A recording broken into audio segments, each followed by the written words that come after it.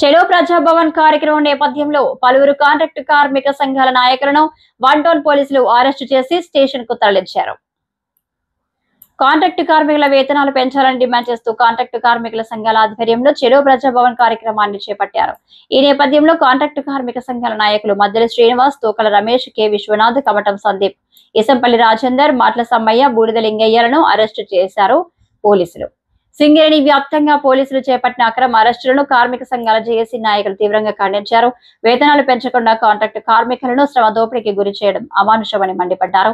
కార్మికులను అన్యాయానికి గురి చేయడమే కాకుండా న్యాయం కోసం ప్రయత్నించే వారిని అక్రమంగా అరెస్టు చేయడమేనా ప్రజాపాలన అని కాంగ్రెస్ ప్రభుత్వాన్ని ప్రశ్నించారు.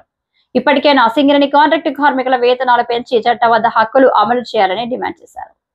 సింగరేణిలో పనిచేస్తున్న కాంట్రాక్టు కార్మికుల జీతాలు పెరగాలని ఎన్నో ఏళ్లుగా పోరాటాలు చేస్తున్న తరుణంలో గత ప్రభుత్వం ఇచ్చిన వాగ్దానాలు మరిచి కొత్త ప్రభుత్వం అన్న వస్తే మా జీవితాలు మారుతాయి, మాకు వేతనాలు పెరుగుతాయి, కుటుంబాలతో సక్రమంగా మేము జీవిస్తామని చెప్పి బాధలతో ఉండి కాంగ్రెస్ పార్టీ ప్రభుత్వానికి ప్రతి నియోజకవర్గంలో ఉన్న ప్రతి ఎమ్మెల్యేకు ఓటేసి ఈరోజు ప్రభుత్వం ఏర్పాటు చేసుకున్న కాంగ్రెస్ పెద్దలారా,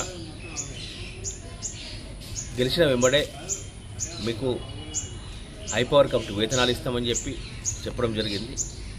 దానికి కార్మిక సంఘాలు కార్మికులు ప్రభుత్వం ఏర్పడితే జీతాలు పెంచుతామని చెప్తున్నారు కదా అని చెప్పి మీకు పూర్తి స్థాయిలో మద్దతు తెలిపి మీ వెంట తిరిగిన సందర్భాలు ఎన్నో ఉన్నాయి.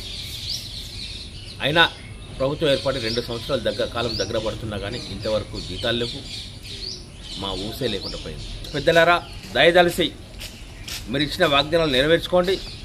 రేపు ఖచ్చితంగా బోనస్ కూడా పోయినసారి 5,000 రూపాయలు ఇచ్చారు, దాన్ని రెట్టింపు చేసి ప్రతి కార్మికుడు బతకడానికి వారి పండుగలు దసరా పండుగ ఎల్లదీసుకోవడానికి 20,000 రూపాయల బోనస్ను మీరు కల్పిస్తారని ఆశిస్తున్నాము.